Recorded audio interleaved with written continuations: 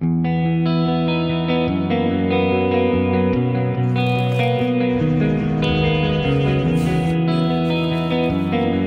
guys! Welcome to Maria Lassen Channel. This morning po pala ay nagpa-deliver po kami ng more soil para mas marami pa po kaming matatanim. Yes, mag-sit up po kami ulit ng mga bagong garden bed. Ganito po talaga pag masimulan nyo na po pananim. Slowly po talaga lalaki po ang inyong taniman at maganda po talaga pag maraming gulay dahil hindi lang po para sa amin. Sa amin din pong mga manok, mahilig po sila sa gulay. Punta po tayo sa likod ng aming bahay. I think nandito na po yung truck na mag-deliver po sa aming lupa na binili. At maipapakita po ako sa inyo dito. Ito po pala yung mga babies po namin ng mga gulay. Ito po from the seeds. Tinanim ko po ito siya. At ayan, slowly na po siya lumalaki. At soon, i-transfer ko na po siya. Mas marami pa pong seeds dito na tinanim ko. At ito, malalaki na ito siya. So, pwede na i-transfer. Itanim na po namin ito ngayon para mas maganda, maraming gulay, mas maraming ma-harvest. At nandito na nga yung binili po naming soil. Dineliver na po talaga ng malaking truck. This time po kasi, mas marami po ang binili po naming soil. Makikita niyo solid po, soil lang po talaga ito. Wala pong mga halong fertilizer dahil mas mura po siya. $35 per ton. Kaya ito po yung pinili po naming bilhin at kami na lang po mismo ang gagawa para tataba po yung lupa. Lagyan lang po namin ng mga compost para tataba din po ang aming mga garden. And straight away, busy-busyhan agad si Darb dahil getting ready na po para mag-start po kami pagtanim. Medyo magulo po dito dahil mag-sit up po kami dito ng bagong taniman. As you can see, nilagyan na po ito ng mga dahon, ng mga patay po na dahon. So yung mga manok ay maganda yung view nila dito. More on salad po ang ilalagay po namin dito dahil makikita nyo po, ito papakita ko po sa inyo. Meron po ditong puno. So pag summer po dito, maganda dahil hindi masyadong mainit. And yes, mas maganda, maraming gulay kami at mas maraming salad dahil ayan yon para sa kanila. So maraming garden bed po dito. Handa po tayo sa kabila. Yung ano dito, medyo magulo po dito guys, sa western nagkalat. Kanina lang tinanggal ni Dave itong mga grass. So kasi lumaki na eh. Kaya dito po na area ay mag-set up din po kami ng garden bed kasi sayang po talaga yung area pag hindi namin magamit. At yung cherry, wow, palaki ng palaki na. And yung first soil na binili po namin, ito po with fertilizer na po ito siya. Kasama po yung mga dumi ng cow, dumi ng manok, mix na po yan. And yan po talaga yung una namin ginamit na soil. So this time, ito, wala siyang mix po talaga. Kaya gagawan lang po namin ng paraan para paano tataba ang aming manok. So guys, dito po ang bagong sit-up ng garden bed. Gagawan ko po yan ng paraan. Marami pong empty garden bed kaya gagamitin po namin to. How are you, Han? I'm good. You look happy? That's a lot of weed. Kanina pa siya dito. Hello, Chucky! Ba't ang iingay nyo? Sobrang iingay. So anyway guys, maraming nagtatanong sa amin kung binibigyan po namin sila ng tubig. Of course, ayan po. Dalawang bucket na po yan. They love drinking water when it's too hot. Yes, everyday kailangan may tubig. Otherwise, ma-dehydrate po sila. And alam nyo guys, since they are very naughty, ginawan ko ng paraan itong lalagyan ng pagkain nila. Tingnan nyo. Before, pag maglagay po kami dito ng pagkain, puno yan. Within one day, ubos. Nasa ground lahat. And then, dahil madiskarte si Mariel, nilagyan ko po nito dahil panay scratch po yung pate po nila, yung legs po nila, pinapasok dito, tapos panay scratch. Then, yung pagkain, it's everywhere in the ground. Kaya, ayan, from before. So far, since nilagyan ko po ito, hindi na po sila nag-i-scratch, which is good. Dahil, sayang, kasi yung sa ground, minsan hindi na nila kinakain. Parang gusto din nila, palaging bagong lagay talaga yung pagkain eh. Nag-start pala kami magbigay ng mga pangalan ng aming manok. May ipapakilala ko sa inyo. Ito pala si Devenia. Sabi ko kang Deb, kamukha mo kasi itong manok na ito. Kamukha talaga. Siya po. Palagi siyang nabubuli. That's Devenia. That's hair. Wala siyang buhok sa ulo niya. Kasi sa mga manok, there's always a picking order. Pagdating po sa mga buli-buli, hello, Devenia. That's hair. That's Devenia. I know. Hindi pa siya sanay. Natatakot siya. At ipapakilala ko sa inyo si Sylvia. This is one of Sebastian's favorite choke. Bakit? Sobrang friendly. Ito yung favorite na choke ni Sylvester. So, her name is Sylvia. Siya yung ibang kulay. Tingnan niyo. Kumakausap siya pag kakausapin mo. And that's her name. Hello, Sylvia. Hello, Sylvia. And busy dito. Hello, daming eggs nila. May nangingitlog pa. Hoy, the eggs, it's pulling down, pulling down. There's the egg, it's pulling down now. Okay, you can continue laying eggs. What do you got there, Han? I got compost to mix with the soil. So, ito yung gagamitin po namin compost. I-mix po sa solid soil na binili po namin. At meron din po kaming compost na binili po din na soil from before. Ito po, binili po namin ito. This is a compost mushroom. They're meant to be really good. Kaya mag-mix din po kami from this soil para gaganda po talaga ang aming pananim. And have a look here, guys. Mag-explore po tayo dito. This is opposite from our property. There is a lot of grapes. Wow! So, mapupuno na ito ng prutas. Ganyan siya karami. Just opposite from our property. Balik po tayo.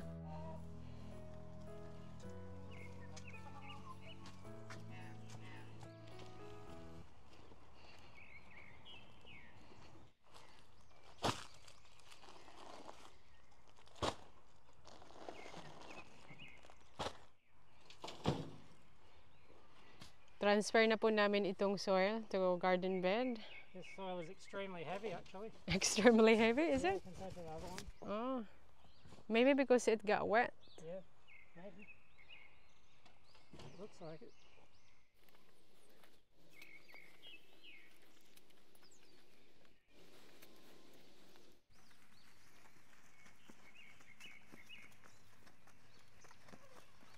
Gagawin ni Dave, maglagay po muna ng soil and then mag-mix po siya ng compost. So, hindi agad ilagay lahat yung soil direct sa garden bed like yung ginagawa namin before. Dahil kailangan i-mix po talaga siya ng compost para tataba po yung lupa.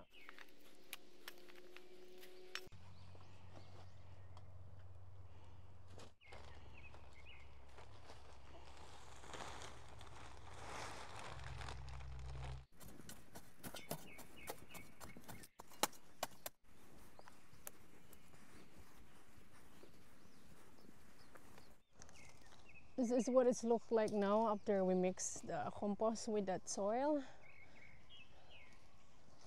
Mix lang talaga siya. Medyo siya nag-dark kaunti. And hindi po namin talaga totally punuin po itong garden bed ngayon dahil yung lupa baka hindi magkasya kasi basa po yung lupa.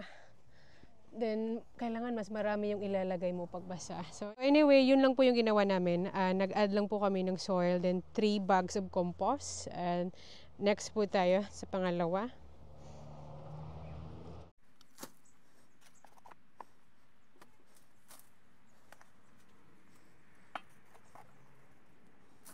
Sobrang strong ng baho.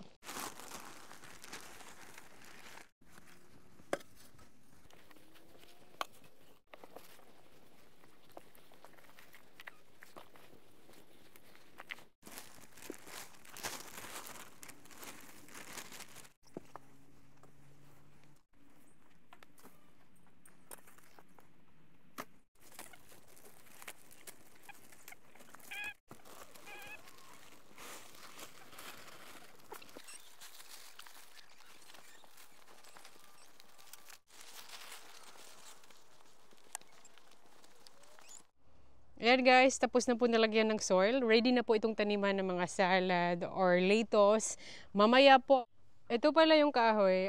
Gagamit po ako nito dahil gagawa po ako ng climber for ampalaya. Dahil pa-summer na, mabubuhay na po yung ampalaya. Tsaka yung sitaw, yung batong po ba yun? Yung snake beans, long snake beans.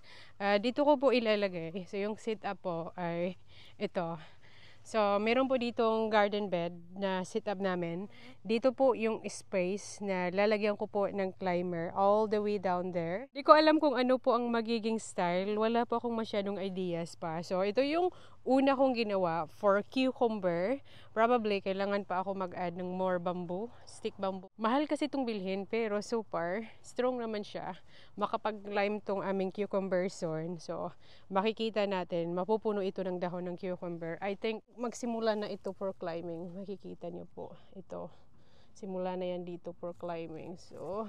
So far, mukhang healthy naman po ang aming cucumber, which is good. Hello! We're ready to plant. Guys, nakabalik na po si Sylvester galing sa school at sobrang excited na po magtanim dahil we are now extending our garden bed. So guys, ganito pala kami magtanim. Before po namin ilagay itong litos, meron po kami di worm casting. Bawat po talaga mga tinatanim po namin, ito po talaga ang ginagamit po namin. Kuha lang po tayo ng 1 handful, tapos ilalagay lang po natin dito mismo po sa lupa kung saan po namin itatanim. Wait, Sylvester, I have to add worm casting first. Look at the chooks. Nakikita nila yung litos. Maliliit pa ito. It's still a baby yung litos, kaya hindi nyo pa makain.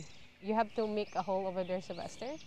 And then, we can add worm casting. Itong garden bed na ito ay pupunuin po talaga ng litos para maganda tingnan.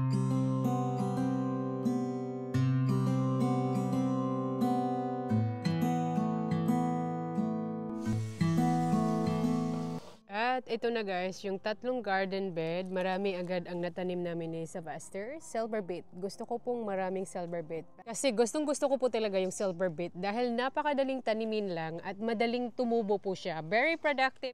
Kahit panay harvest mo po, ay panay tubo lang po talaga siya. So guys, i-update ko po kayo in the next 4 to 6 weeks. Lalaki na po ito at mas gaganda pa talaga ang aming backyard. Oh, bibigyan na naman. Ayan. Binigyan ni Sylvester ng broccoli leaf. 1 each? Have 1 each, Neil. Yeah. I don't want him to fight. You don't want him to fight? You Ooh. get my favorite and that one. Sylvia? And that one. Okay, that's your favorite too? Yeah. And the dark one. That dark one. Okay. And the dark one. And that one. Okay, ang dami palang I favorite also nito. need the small ones. Okay, where's the past choke? I love the fierce cook as well. May na-set up na po kami dito na garden bed, dito po na area. Actually, we are super busy. It's a big project, so baka bukas or in the next few days pa ito matapos. And meron po kami ditong squash. Hindi pa ako nakatikim ng squash sa totoo po. So, itatry ko po magtanim. Kailangan daw pulsan. And dito ko po siya ilalagay dahil pulsan po dito na area. At yung corn po namin, wow, lumalaki na. And it looks healthy. Kaya hopefully okay lang siya. Oh, sa likod malaki din. Tapos nag-add po ng more corn si Dave. Just yesterday, nag-plant po siya para mas lalaki pa talaga. Parang pa-extend lang po talaga kami. At ito, mga last month ko po ito tinanim at ganyan na po siya kalaki. Now, itatanim na po natin itong squash. So, kailangan po nila 80 to 90 cm apart. So, it's not much. Kaunti lang po talaga ang maitanim ko po sa isang garden bed.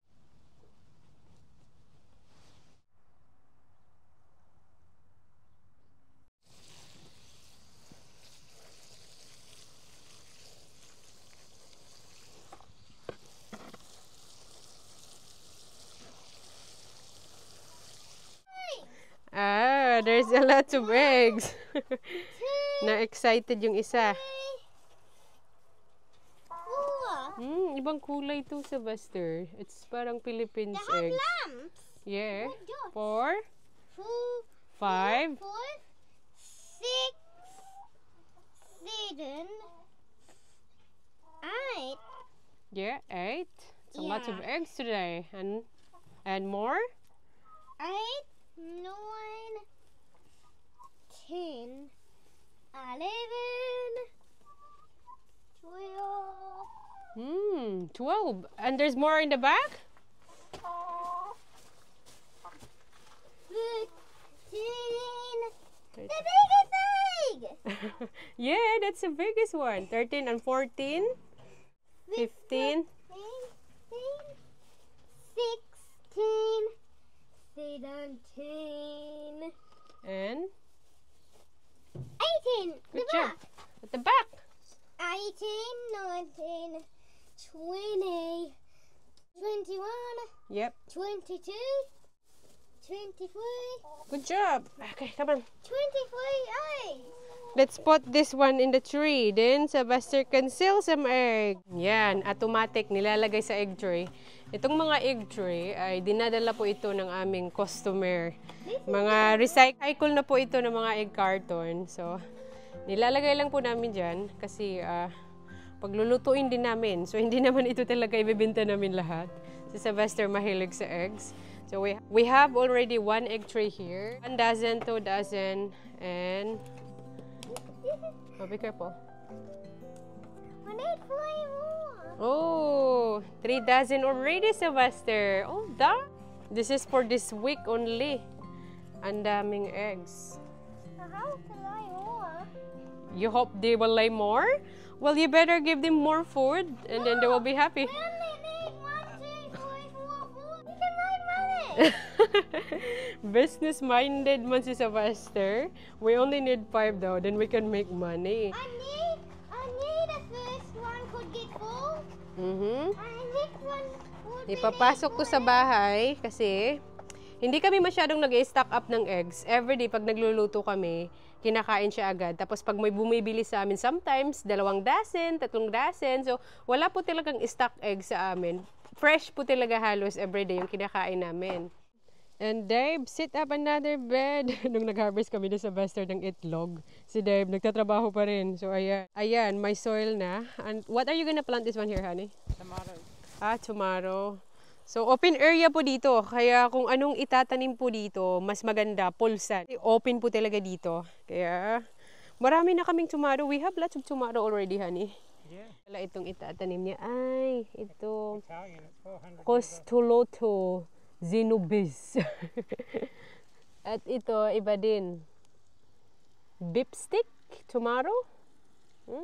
Mayroon palang ganun na variety.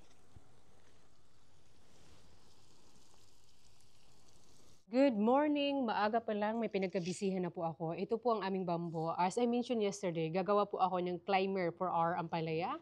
So ito po yung ginawa ko na first. Unang-una, meron po akong maliliit na staple. Dito ko po nilagay yung staple, yung nail, bawat edge ng bamboo. At ito lang po yung gagawin ko po guys. I-attach lang po talaga bawat bamboo at pare-pareho lang po ang space na pagkalagay ko. Napakadali lang po talaga siyang gawin. Actually, itong mga DIY project ko po ay hindi po talaga pang high quality, is pang budget lang po talaga. Baka kasi gusto nyo pong gayahin, hindi po ito pang high quality, pang budget lang po talaga ito. Para sa akin, basta magwo-work, gagana siya, and then makapag-climb ang ampalaya, okay na po talaga ako.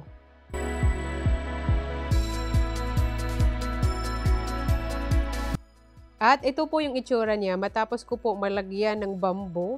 Hindi pa po ito finished product, may lalagay pa po tayo. Ito na yung itsura niya. I think it's pretty strong dahil nga ginamitan ko siya ng staple. Hindi pa ito finish po talaga. Maglalagay pa tayo dito ng ganito po ang pagkalagay natin. Para pag mag-climb yung ampalaya, mas magandang tingnan po talaga, makapag-climb po ng marami. And marami po tayong ilalagay nito. Across lang po dito. Yan po siya ang maging finished product. So ang gagawin ko, pasok lang yan dito para tight po siya. Then palabasin dito. Ganyan po siya. Tapos, sa isa naman, pababa. Tapos, pataas. Yan lang po siya.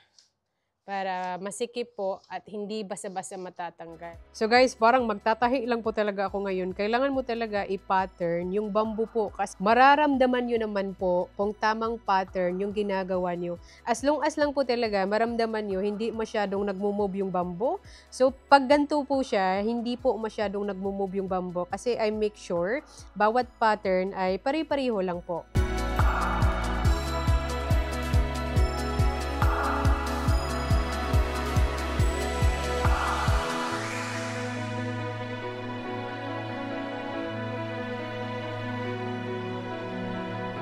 So guys, nandito na po ako sa kabila. Same lang po ang gagawin nyo.